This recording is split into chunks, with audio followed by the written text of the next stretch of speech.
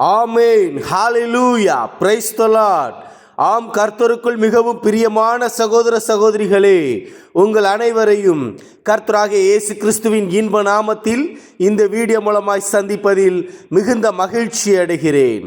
ஆம் பிரியமானவர்களே, இன்று நாம் வாசிக்கும்படியாக தெரிந்து கொள்ளப்பட்ட சங்கீத பகுதி சங்கீதம் 36 வசனம் 1 முதல் 12 வரை.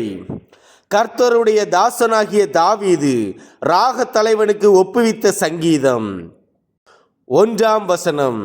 துன்மார்க்கனுடைய துரோக பேச்சு என் உள்ளத்திற்கு தெரியும், அவன் கண்களுக்கு முன் தெய்வ பயம் இல்லை. 2 வசனம். அவன் தன் அக்கிரமம் அருவருப்பானதென்று காணப்படும் அளவும் தன் பார்வைக்கேற்றபடி தனக்குத்தானே இச்சகம் பேசுகிறான். 3 வசனம்.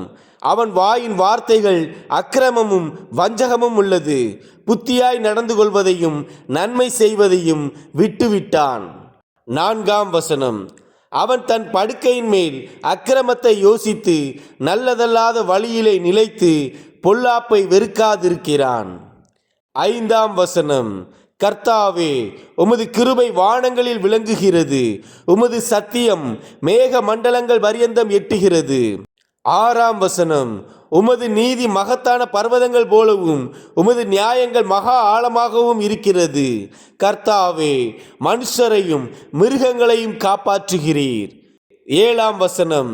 தேவனே, உம்முடைய கிருபை எவ்வளவு அருமையானது, அதனால் மனுப்புத்திரர் உமது செட்டைகளின் நிழலிலே வந்தடைகிறார்கள்.